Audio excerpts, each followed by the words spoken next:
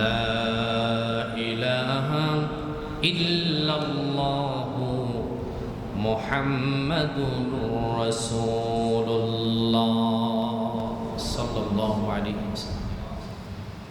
আল্লাহ তাআলার দরবারে শুকর গুজার করছি যে মনিব আমাদেরকে শত ব্যস্ততাকে উপেক্ষা করে সুস্থ অবস্থায় গত জুমা থেকে জুমা পর্যন্ত আল্লাহ আমাদেরকে হায়াত যিনি বাড়িয়ে দিলেন, রব্বুল ইজ্জতুল জালালের দরবারে প্রাণ খুলে শুকর গুজার করছি, বলি আলহামদুলিল্লাহ। লক্ষ্য করে দরুদ ও সালাম সাইয়্যিদুল মুরসালিন ইমামুল মুরসালিন খাতামুন নবিয়্যিন সাইয়্যিদুস সাকালাইন শামসুদ দুহা বদরুদ দুজা মুহাম্মাদুর রাসূলুল্লাহ সাল্লাল্লাহু আলাইহি ওয়াসাল্লাম, সাহাবায়ে কেরাম ও শুহাদায়ে কিরামের আদাইদ্দিন আল্লাহ রাব্বুল আলামিনের দরবারে কামনা করছি, বলি আমিন। সম্মানিত হাজিরিন, রাসূলুল্লাহ সাল্লাল্লাহু আলাইহি ওয়াসাল্লামের সিরাত থেকে আমরা গত 5 জুমা ধারাবাহিক আমরা আলোচনা করছি।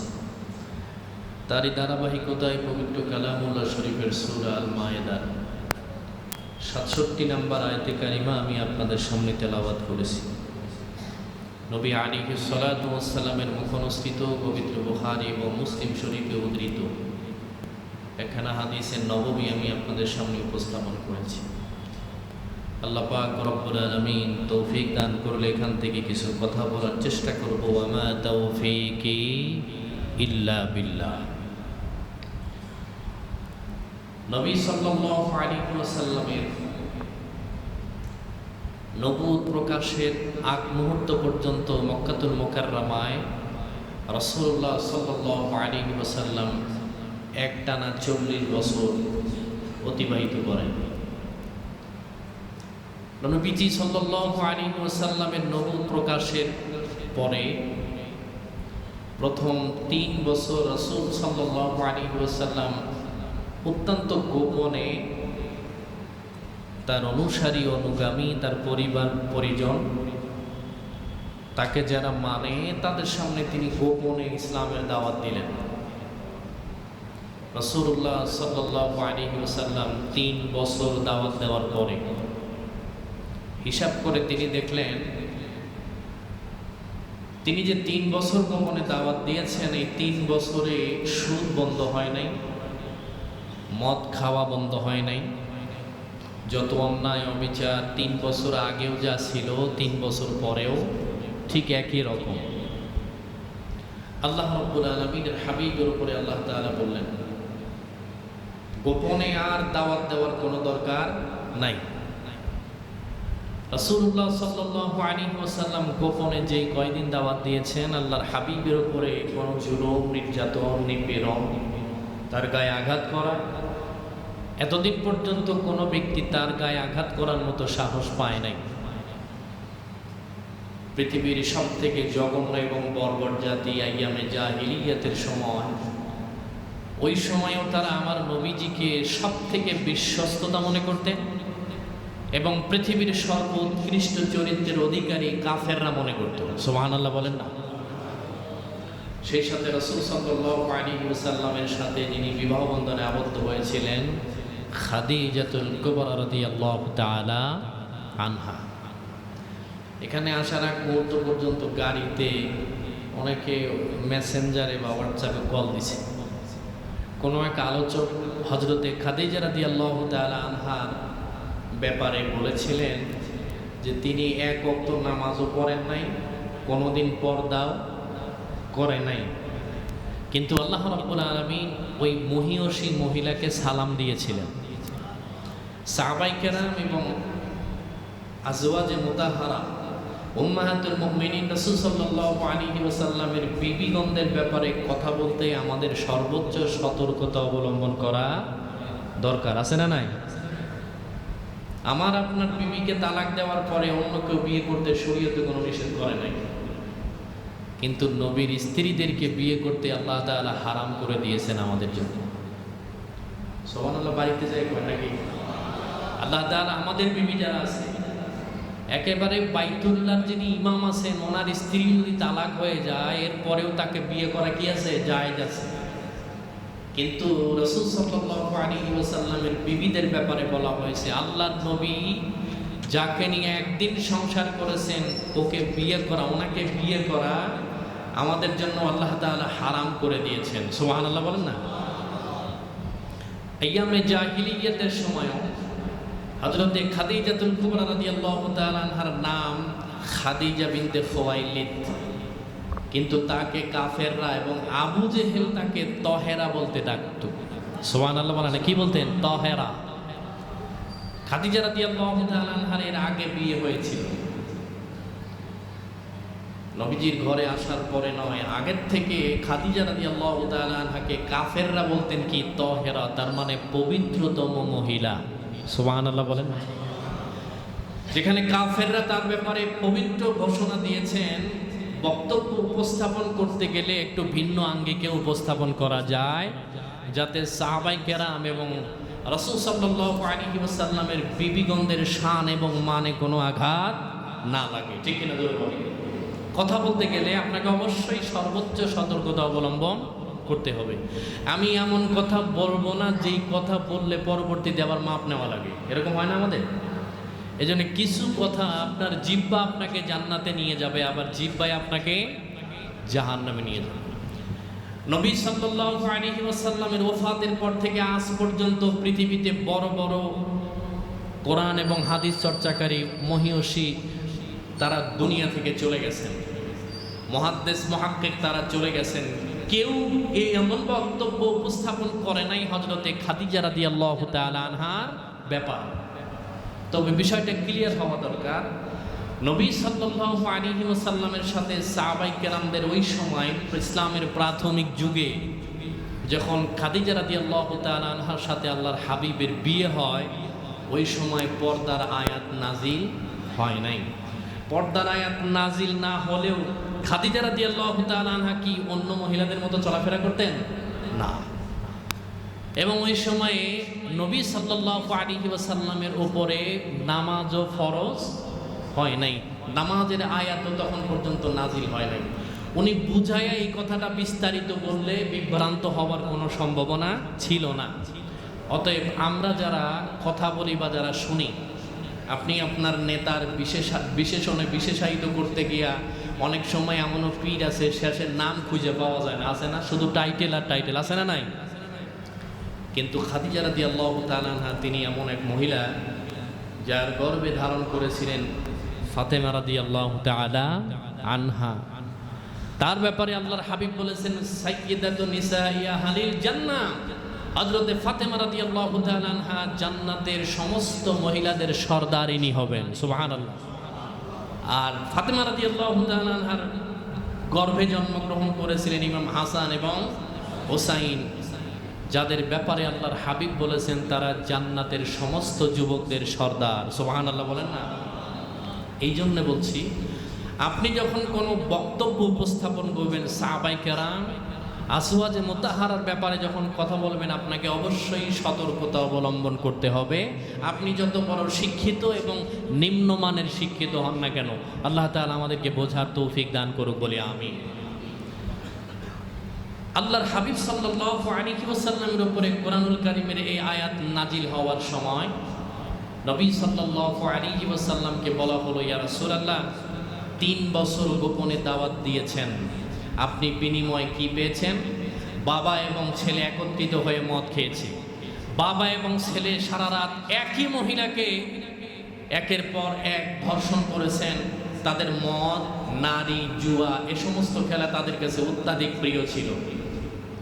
নবীজি সাল্লাল্লাহু আলাইহি ওয়াসাল্লাম হিসাব করে দেখলেন এই 3 বছরের মেহনতে আমার কোনো কাজ হয় নাই।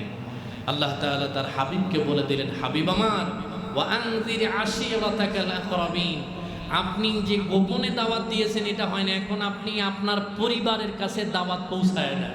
সুবহানাল্লাহ বলেন না। ইয়া আইয়ুহাল্লাযীনা আমানু কু আনফুসাকুম ওয়া আহলিকুম নারা, যে আপনি নিজে আগে আগুন থেকে বাঁচেন, আপনার পরিবারকে আগুন থেকে বাঁচান। কিন্তু আফসোসের বিষয় হলো, আমরা যারা ইমামতি করি, মাদ্রাসায় চাকরি করি, বাবা বিশাল বড় ক্ষতি, ছেলে এক ওয়াক্ত নামাজ পড়ে না, এরকম নাই? আসতে কয় কেন, আছে না নাই? বাবা বিশাল বড় পীর সাহেব, ছেলে গাঞ্জা খায়, এরকম ঘটনা বাংলাদেশে আছে না নাই? এই জন্য আল্লাহ তাআলার হাবিবকে আল্লাহ তাআলা বলে দিলেন, আপনি নিজে বাঁচবেন এবং আপনার পরিবারকে আগুন থেকে, তার মানে কি, জাহান্নামের আগুন থেকে বাঁচান। এই জন্য আমার পাশাপাশি কে জান্নাতে গেল আর কে জাহান্নামে গেল, এই চিন্তার থেকে আমার বেশি পেরেশানি হচ্ছে আমার পরিবার সঠিক লাইনে আছে কি। আল্লাহ রাব্বুল আলামিনের হাবিবের কাছে আল্লাহ তাআলা এই কোরআনের আয়াত নাজিল করার পরে আল্লাহর হাবিব সাহাবায়ে কেরামদের মাঝে দাওয়াত দেওয়ার পরে মাত্র কয়েকজন সাহাবী কালেমা গ্রহণ করলেন। কিশোরদের ভিতরে হযরতে আলী রাদিয়াল্লাহু তাআলা আনহু, খেটে খাওয়া মানুষদের ভিতরে হযরতে খাব্বাব এবং খুবাইব রাদিয়াল্লাহু তাআলা আনহু, বয়োবৃদ্ধ মুরব্বীদের ভিতরে হযরতে আবু বকর রাদিয়াল্লাহু তাআলা আনহু, এবং মহিলাদের ভিতরে হযরতে খাদিজাতুল কুবরা। আল্লাহ রাব্বুল আলামিনের হাবিব ইসলামের দাওয়াত দেওয়ার পরে, প্রকাশ্যে দাওয়াত দেওয়ার পরে ইসলামের প্রাথমিক যুগে মাত্র 41 জন মানুষ কালেমা পড়ে মুসলমান হলেন 3 বছরে। কয় বছর? একটানা 3 বছর দাওয়াত দেওয়ার পরে মাত্র 41 জন। আল্লাহ রাব্বুল আলামিনের হাবিব যখন প্রকাশ্যে দাওয়াত দিলেন, আল্লাহর হাবিবকে মিথ্যা কথা বলে, তার গায়ের উপরে থুতু নিক্ষেপ করে, পাথর পর্যন্ত নিক্ষেপ করে। শুধু কি তাই, নবুয়তের ৫ম বছরে আল্লাহর হাবিবের গায়ের ভিতরে রাস্তা থেকে কাদাযুক্ত মাটি নিয়ে আবু লাহাব আল্লাহর হাবিবের গায়ে নিক্ষেপ করে। আল্লাহ রাব্বুল আলামিনের হাবিব তার চাচাকে ডাক দিয়ে বলে, চাচা, আপনার বাড়ির দেয়াল, আপনার ঘরের দেয়াল আর আমার ঘরের দেয়াল একেবারে লাগানো। কিন্তু আবু লাহাবের স্বভাব ছিল, তিনি তার বাড়ির ভিতরে যা জবাই করতেন, তার উচ্ছিষ্ট যা কিছু ছিল, দুর্গন্ধযুক্ত যা ছিল, এগুলি ওয়ালের উপর দিয়ে আল্লাহর হাবিবের ঘরের দিকে ছুঁড়ে মারতেন। বলি নাউজুবিল্লাহ। আল্লাহ রাব্বুল আলামিনের হাবিব আবু লাহাবকে একান্তে ডাক দিয়ে বলছিল, চাচা, আমার বাবা, আমার মা, দাদা, আমার আপন চাচা আবু তালেবও নাই, তবে আমি আপনাকে বলছি, আপনি আমার সাথে যে ব্যবহার করছেন, এটা মনে হয় না পৃথিবীর অন্য কোনো মানুষ তার নিজের আত্মীয়র সাথে এরকম ব্যবহার করে। প্রতিবেশী যদি ভালো না হয়, সেখানে 5 তলা বিল্ডিং বানাইয়াও নিরাপদে বসবাস করা সম্ভব নয়। আল্লাহর হাবিব সাল্লাল্লাহু আলাইহি ওয়াসাল্লাম এই জন্য প্রতিবেশীর হকের ব্যাপারে বলে গিয়েছেন। আল্লাহ রাব্বুল আলামিনের হাবিব ঘরের ভেতরে থাকতেন। আবু লাহাব তার বাড়ির ভিতরে যা জবাই করতেন, আমরা যেটা ফেলে দেই, সেইটা রাসূলুল্লাহর ঘরের দিকে তিনি নিক্ষেপ করতেন। কিন্তু তার পরিণতি, তার পরিস্থিতিটা কেমন হয়েছিল আমরা সকলেই জানি। আল্লাহর হাবিবের গায়ে আবু লাহাব মুষ্টিবদ্ধ করে পাথর আল্লাহর হাবিবের গায়ে নিক্ষেপ করেছিল, তাকে জুলুম নির্যাতন করেছিল। শুধু তাই নয়, আল্লাহর হাবিবের গায়ে যিনি প্রথম থুতু নিক্ষেপ করেছিলেন, তিনি হলো আবু লাহাব। জোরে বলি নাউজুবিল্লাহ। কিন্তু আল্লাহ রাব্বুল আলামিন তার এমন বিচার করে দিয়েছেন, এমন অন্যায় আল্লাহ তাআলা মানতে পারেন নাই। তার হাবিবের গায়ে থুতু নিক্ষেপ করা, তার হাবিবের গায়ে আঘাত করতে গেলে আল্লাহ রাব্বুল আলামিন বলে দিলেন, ওয়াল্লাহি লা ইয়াউসিমুকা মিনান নাস। আল্লাহ রাব্বুল আলামিন তার হাবিবকে তামাম পৃথিবীর সমস্ত মানুষ থেকে নিরাপদ রেখেছেন। আল্লাহ রাব্বুল আলামিন ডাক দিয়ে কয়, হাবিব আমার, সারা পৃথিবীর সমস্ত মানুষ যদি আমাকে রব হিসেবে না মানে, আমার কোনো আপত্তি নাই, আমাকে গালি দিলেও আমার কোনো আপত্তি নাই, কিন্তু আপনার গায়ে আঘাত করা, আপনার শানে বেয়াদবি করলে আমি আল্লাহ সহ্য করতে পারি না।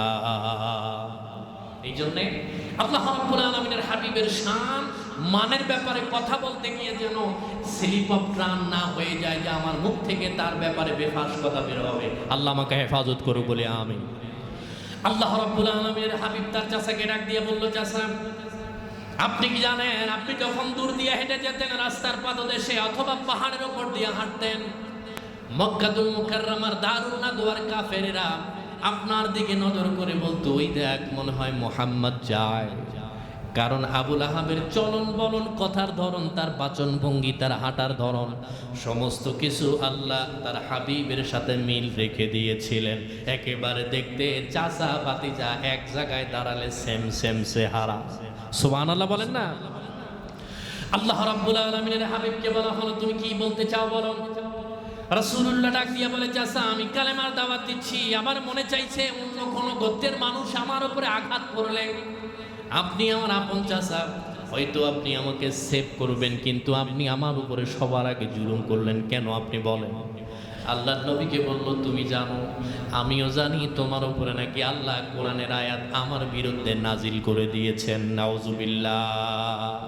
তাব্বাত ইয়াদা আবি লাহাবিন ওয়া তাব। তার বিরুদ্ধে না তার কর্মকাণ্ডের উপরে আল্লাহ তাআলা কোরআনের আয়াত নাজিল করেছেন। বলেন আল্লাহ রাব্বুল আলামিনের হাবিব ডাক দিয়ে বলে, চাচা আল্লাহ রাব্বুল আলামিনের কাছে আমি যদি বরদোয়া করি, এই মুহূর্তে আল্লাহ রাব্বুল আলামিন তোমাকে দুনিয়া থেকে বিদায় করে দেবেন, বিন্দু মাত্র সন্দেহ নাই। কিন্তু আমি চাই না আমার পরিবারস্থ কোনো ব্যক্তি জাহান্নামের ভিতরে যাক। চাচা আবু তালেব মারা যাওয়ার সময় আল্লাহর হাবিব দৌড়ায়া চাচা আবু তালেবের কাছাকাছি চলে গেলেন, মাথার শিয়রের পাশে বসলেন, উরুর উপরে আবু তালেবের মাথা মোবারক নেওয়ার পরে ডাক দিয়া বলল, চাচা আমার বাবা নাই, মা নাই, দাদা দুনিয়া থেকে যাওয়ার পরে আপনি আমাকে সব থেকে বেশি মহাব্বত করেছেন। শুধু কি তাই, আমি যখন শিয়াবে তালিবের ভিতরে 3 বছর জেলখানার ভিতরে ছিলাম, সব থেকে আপনি আমাকে বেশি মহাব্বত করতেন। কারণ কি, কেমনে করতেন? চাচা আবু তালেব পাহাড়ের জাবালে আবু কুবাইস নামক পাহাড়ের উপরে রাতের অন্ধকারে উঠলেন। ওঠার পরে তিনি নজর করে দেখলেন আল্লাহর হাবিব যেই তাঁবুর ভিতরে ঘুমানো, বাহির থেকে জ্বলজ্বল করে জ্বলছে। সুবহানাল্লাহ বলেন না। তার চেহারার তাজাল্লি, রাসূলুল্লাহর চেহারা এত সুন্দর ছিল। তিনি তাঁবুর ভিতরে ঘুমাচ্ছেন শিয়াবে আবু তালিবের ভিতরে, কিন্তু আবু তালেব নজর করে দেখলেন আল্লাহর হাবিবের তাঁবুর ভিতর থেকে তার চেহারার নূর মুবারক চমকাচ্ছে। পরের দিন সকালবেলা ডাক দিয়া বলে, ভাতিজা আমি তোমাকে বলি শোনো, তোমার তাঁবুর ভিতরে আমি ঘুমাবো আর তুমি আমার তাঁবুর ভিতরে ঘুমাবে। আল্লাহর হাবিব ডাক দিয়ে বলল, চাচা কেন, কি কারণে আপনি আমার তাঁবুর ভিতরে ঘুমাবেন আপনি আমাকে বলেন। আল্লাহর নবীকে বলা হলো, ওগো মুহাম্মদ তুমি জানো না, আমি যখন রাতের অন্ধকারে পাহাড়ের উপরে তোমার ঘরের দিকে নজর করে তাকাই, তোমার তাঁবুর দিকে নজর করে তাকাই, আমি নজর করে দেখি তোমার চেহারার আলো তাঁবু ভেদ করে পুরো পাহাড় পর্যন্ত আলোকিত হয়ে যায়। তবে আমার বড় সন্দেহ হয়, আমার বড় ভয় হয়, কাফেররা তোমাকে ফলো করে তোমার তাঁবুর দিকে যে তোমাকে আঘাত প্রাপ্ত করতে পারে। অতএব আমি তোমার তাঁবুর ভিতরে আজকের পরের থেকে ঘুমাবো। তুমি শুনে রাখো, যত প্রকার আঘাত আসুক না কেন আবু তালেবের উপর দিয়ে চলে যাবে, তোমার গায়ে সামান্য আঘাত আমি লাগতে দিব না। সুবহানাল্লাহ। আশেকের রাসূল আমরাও, তিনিও আশেকের রাসূল। তার চাইতে মনে হয় আমরা আমার নবীকে বেশি মহব্বত করতে পারি নাই। আজকে রাসূল সাল্লাল্লাহু আলাইহি ওয়াসাল্লামকে গালি দেয়, ব্যঙ্গ করে, আর আপনি মনে মনে ফেসবুক একটা স্ট্যাটাস দিতে আপনার গায়ে লাগে। এরকম আছে না নাই? কথা বলেন না কেন? আছে। আল্লাহর হাবিবের শানে বেয়াদবি করা এটা স্বাভাবিক বেয়াদবি নয়। নবী সাল্লাল্লাহু আলাইহি ওয়াসাল্লামের ব্যাপারে বেয়াদবি করলে ব্যক্তি কাফের হয়ে যায়, ঠিক কি না? এই জন্যে ঈমানওয়ালা আশেকের রাসূল যদি আপনি দাবি করেন, আপনার দায়িত্ব এবং কর্তব্য হলো আল্লাহর হাবিবের শানের উপরে কথা অথবা আঘাত আসলে অন্তত পক্ষে কথার দ্বারা হলেও সেটা প্রতিবাদ করা দরকার, আছে না নাই? আছে। আল্লাহ রাব্বুল আলামিনের হাবিব চাচা আবু লাহাবকে ডাক দিয়ে বলে, শোনো আমি আমার চাচা আবু তালেবের শিয়রের পাশে ছিলাম, আমি তার মাথার কাছে বলেছি, ও চাচা আপনি আমাকে এত মহব্বত করতেন, আমি চাই না যে আপনি জাহান্নামীদের অন্তর্ভুক্ত হয়ে যান। আপনি কেবলমাত্র শুধুমাত্র একবার আমার সামনে পড়েন অথবা কানে কানে পড়েন, আপনি কালেমা পড়ে দুনিয়া থেকে চলে যান, জান্নাত আপনার জন্য আল্লাহ তাআলা বরাদ্দ করে রাখবেন। কিন্তু ঘরের ভিতরে নেতা মারা যাচ্ছে, তার ঘরের ভিতরে আবু জেহেল, আবু লাহাব, উকবা, শাইবা, ওয়ালিদ ইবনে মুগিরা বড় বড় নেতা দিয়া ভরপুর। যদিও তিনি মুসলমান হতে চাচ্ছেন বা মন মানসিকতা পরিবর্তন করার চিন্তা ভাবনা করছেন, এমন সময় আবু জেহেল ডাক দিয়ে কয়, বাপদাদার ধর্মে চুনকালি লাগাইয়া জীবনের অন্তিম সময় জীবন সায়ান্নে তুমি এখন ধর্ম পরিবর্তন করে মরে যেতে চাও। নাউজুবিল্লাহ, জোরে বলেন না। কারণ আশেকের রাসূল হতেই হবে না, দুনিয়া থেকে যাওয়ার সময় কালেমা নসিবেও থাকার দরকার আছে না নাই? আছে। আল্লাহ রাব্বুল আলামিনের হাবিব 2 ওমরের জন্য দোয়া করেছিলেন। আবু জেহেলের বাবার নাম ওমর ইবনে হিশাম, তার বাবার নাম। হযরত ওমর রাদিয়াল্লাহু তাআলা আনহুর ব্যাপারে 2 ওমরের ব্যাপারে রাসূলুল্লাহ আল্লাহর কাছে দোয়া করেছিলেন। কিন্তু আল্লাহ তার চাচার জন্য দোয়া কবুল করেন নাই, কবুল করে নিয়েছেন হযরতে ওমর রাদিয়াল্লাহু তাআলা আনহুর জন্য। আল্লাহ রাব্বুল আলামিনের হাবিবের কাছে আবু জেহেল মুষ্টিবদ্ধ করে পাথর নিয়ে আল্লাহর হাবিবকে পরীক্ষা করার জন্য গিয়েছিলেন। ওগো মুহাম্মদ, তুমি বলো আমার হাতের ভেতরে কি আছে, বলতে পারলে মুসলমান হব। আল্লাহর নবী ডাক দিয়ে কয়, চাচা আপনি মুসলমান হবেন না এটা আমি জানি, কারণ আমি আল্লাহর কাছে দোয়া করেছিলাম 2 ওমরের জন্য। আল্লাহ ওমর বিন খাত্তাবের জন্য দোয়া কবুল করে নিয়েছেন, আপনার নসিবে ইসলাম রাখে নাই। সুবহানাল্লাহ বলে না? আমাদের সমাজে আমাদের চাইতে সুন্দর চেহারার মানুষ অমুসলিম, তিনি ড্রেন টয়লেট পরিষ্কার করে, এরকম আছে না নাই? আছে। অথচ আমি কালো কুচ্ছিত, আল্লাহ রাব্বুল আলামিন আমাকে তার হাবিবের পৃথিবীর সর্বোৎকৃষ্ট মানের নবীর সর্বোত্তম উম্মত হিসাবে আমাকে কবুল করে নিয়েছেন, বলি আলহামদুলিল্লাহ। আবু জেহেল ডাক দিয়ে বলে, তোমার দোয়া কেমনে কবুল হয়েছে বলো? আমার হাতের ভেতরে যেই জিনিস আছে বলতে পারলে মুসলমান হয়ে যাব। আল্লাহর হাবিব বলল, মুসলমান হবেন না যদিও হন, আপনি বলেন তো আমি বলি, আপনি বলেন আপনার হাতের ভিতরে যেই জিনিসের কথা আপনি আমাকে বলছেন, ওই জিনিস যদি বলে যে আমি নবী, আপনি কি মুসলমান হবেন কি না? কারণ আল্লাহ বলেছেন, খাতামাল্লাহু আলা কুলুবিহিম ওয়া আলা সামঈহিম ওয়া আলা আবসারিহিম গিশাওয়া। আল্লাহ রাব্বুল আলামিন ডাক দিয়ে বলে, আমি তাদের অন্তঃকরণের ভেতরে মোহর মেরে দিয়েছি। আল্লাহর হাবিব ডাক দিয়ে বলে, ও চাচা, তোমাকে ইসলামের জন্য আল্লাহর জন্য আল্লাহ কবুল করবে না গত রাতে সেটা ফাইনাল হয়ে গেছে। এই জন্য আমাদের সমাজেও দেখা যায় মসজিদের বারান্দায় বসে থাকে মুয়াজ্জিন সাহেব আযান দেয়, বাজারের শেষ প্রান্ত থেকে নামাজের জন্য মসজিদে আসে, অথচ যিনি মসজিদের সামনে বসা ওই ব্যক্তি মসজিদে ঢোকার কোনো সুযোগ আমার আল্লাহ দেয় না। ঠিক না? এটা কপালে থাকতে হয়, ঠিক না? ড্রাইভার আর মালিক চকবাজারে আইছে, নামাজ পড়ার সময় হয়েছে। ড্রাইভার বলছে, স্যার আপনি একটু বসেন, আমি একটু নামাজ পড়ে আসি। বলছে, খবরদার, আসরের নামাজের সময় চকবাজার থেকে আমি কান্দিরবার যাইতে অনেক জ্যাম লাগে, একটু তাড়াতাড়ি আসবি, আমার আবার কাজ আছে। কে অসুবিধা নাই। আসরের নামাজের পরে আমরা পড়ি সুবহানাল্লাহ 33 বার, আলহামদুলিল্লাহ 33 বার, তারপরে কি পড়ি আল্লাহু আকবার 34 বার। মালিক মনে করছে এত দেরি কেন, উনি এত দেরি করে গাড়ি ফালায়া মসজিদের ফাঁক দিয়ে এসে দেখে যে উনি কি যেন করছে, মসজিদ থেকে সবাই চলে গেছে। ও জানালার ফাঁক দিয়ে, রে কিও তুমি আসো না কেন, এত দেরি?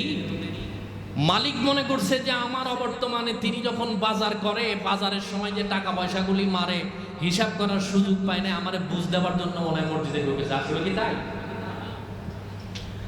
ওই ড্রাইভার মসজিদের ভেতর থেকে জবাব দিয়েছে, মালিক আপনি শোনেন, আপনি 1000 কোটি টাকার মালিক, আপনার গাড়ি আছে, আপনার কোনো কিছুর অভাব নাই, কিন্তু আমি কি আপনি আমাকে ডাকার জন্য বারবার বাইরে যাওয়ার জন্য আমাকে তাগিদ দেন?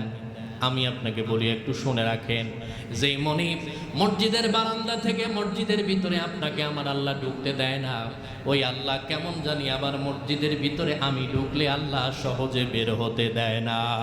সুবহানাল্লাহ বলেন না?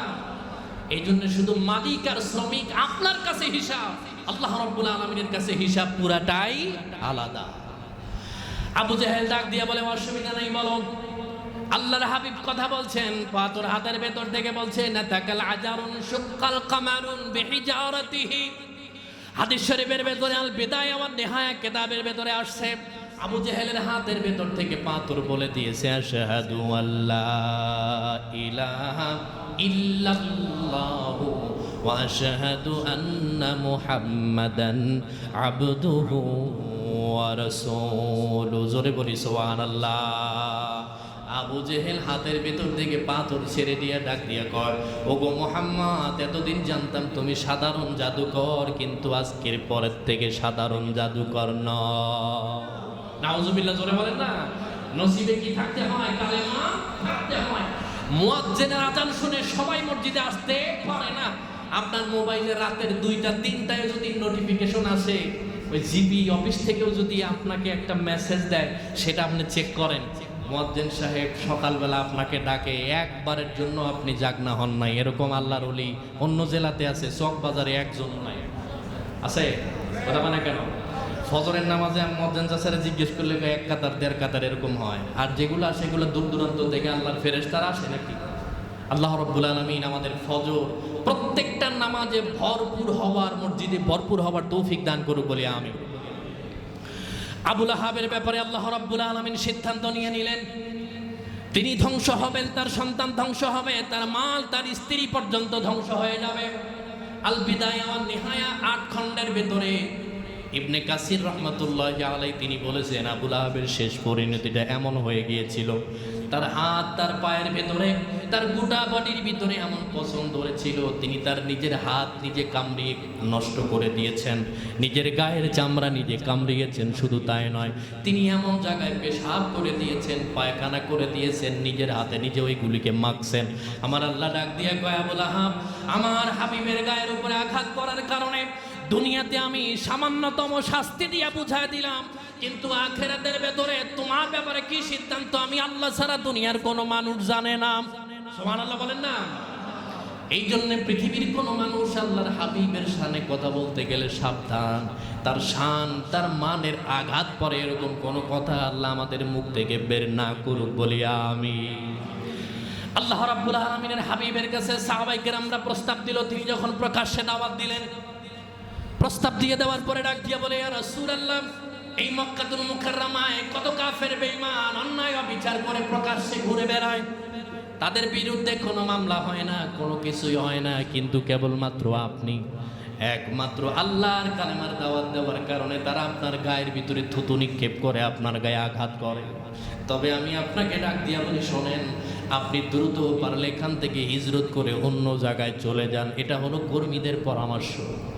আর আল্লাহর হাবিবের পরামর্শ হলো, যত আঘাত, জুলুম, নির্যাতন আমার গায়ে আসুক না কেন, আমার কোনো সাহাবীর গায়ে যেন কোনো প্রকার আঘাত, আপত্তি না আসতে পারে। আল্লাহ রাব্বুল আলামিনের হাবিব তাদেরকে পরামর্শ দিল, শোনো, তোমরা যারা আছো আমি তোমাদেরকে বলি, তোমরা হিজরত করে পাশের দেশ আবিসিনিয়ায় হিজরত করতে পারো। তবে আমি জানা মতে ওই দেশের বাদশা নাজ্জাশী খুব ভালো মানুষ, দিনদার মানুষ, পরহেজগার মানুষ, তিনি মন মানসিকতা অনেক ভালো, তোমরা সেখানে চলে যেতে পারো। আমি যদি আল্লাহ রাব্বুল আলামিনের পক্ষ থেকে যদি আমার উপরে হুকুম আসে, আমি চেষ্টা করব যাওয়ার জন্য, কিন্তু আমি চাই না তোমাদের উপরে কাফের বেঈমানরা কোনো অত্যাচার, জুলুম, নির্যাতন করুক। আল্লাহ রাব্বুল আলামিনের হাবিবের কথা মতো 15 জন চলে গেলেন। প্রথম স্টেপে 15 জন সাহাবায়ে কেরামদের ভেতরে 11 জন পুরুষ আর 4 জন মহিলা আবিসিনিয়ায় হিজরত করার জন্য গেল। রাতের বেলায় অন্ধকারে যিনি নেতৃত্ব দিবেন তার দায়িত্ব হলো কর্মীদেরকে সেফ রেখে নিজের সামনে যাওয়া। ঠিক না? কথা মানে কেন? ঠিক কিনা? জোরে কর।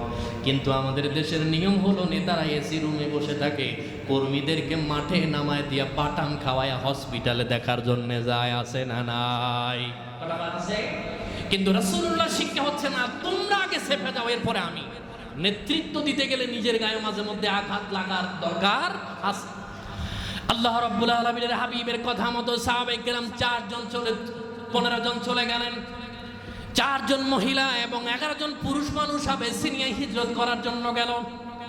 দ্বিতীয় ধাপে যাওয়ার পরে তাদের ভিতরে মানুষ হলো 101 জন, আর মক্কাতুল মুকাররমার ভিতরে লোকজন থেকে গেল 41 জন। এই টোটাল মুসলমানের সংখ্যা 3 অথবা 4 বছরে টোটাল মুসলমানের সংখ্যা হলো 142 জন। কথা বোঝা গেছে? কয়জন হয় বলেন তো? এই ছোট্ট একটা চক বাজারের ভেতর থেকে 200 ব্যবসায়ী আছে, তাদের ভেতর থেকে যদি 100 ব্যবসায়ী রাতের বেলায় উধাও হয়ে যায়, বাকি 100 ব্যবসায়ীর উপরে প্রভাব পড়ার সম্ভাবনা আছে না নাই? আছে। সকালবেলা বলা বলি করতে লাগলো, তারা নজর করে দেখলো বাবা আছে, ছেলে নাই। ছেলে আছে, বাবা তো চলে গেছে। আবার এমনও আছে স্বামী আছে, স্ত্রী চলে গেছে, স্ত্রী আছে, স্বামী। রাসূল সাল্লাল্লাহু আলাইহি ওয়াসাল্লামের কথা মতো হিজরত করার জন্য চলে গেছে। ও বন্ধু, এই কথাটা শুনতে যতটা মজা, হিজরত করাটা পৃথিবীর মানুষের পক্ষে অতটা মজা নয়। নিজের মাতৃভূমি, নিজের জমি জমা, টাকা পয়সা, বাড়িঘর সব কিছু রেখে কেবলমাত্র ঈমান রক্ষার্থে মক্কা থেকে আবিসিনিয়ায় হিজরত করেছেন সাহাবায়ে কেরামদের ভিতরে 101 জন। আল্লাহ রাব্বুল আলামিনের হাবিবের চোখ থেকে পানির ফোঁটা ছলছল করে পড়ে। রাসূলুল্লাহ হযরতে আবু বকরকে ডাক দিয়ে বলে, আবু বকর, তুমি আমাকে বলো যে এই সাহাবায়ে কেরামরা চলে গেছে, আমি কি তাদেরকে আর কোনোদিন দেখার কোনো সম্ভাবনা আছে কিনা? তোমরা আমাকে বলো। আল্লাহর হাবিবকে বলা হলো, ইয়া রাসূলুল্লাহ, চিন্তিত হওয়ার কোনো কারণ নাই। ওয়া কানা হাক্কান আলাইনা নাসরুল মুমিনিন, কারণ আল্লাহ বলে দিয়েছেন মুসলমানদের সাহায্য করা আমার আল্লাহর প্রতি হক হয়ে যায়।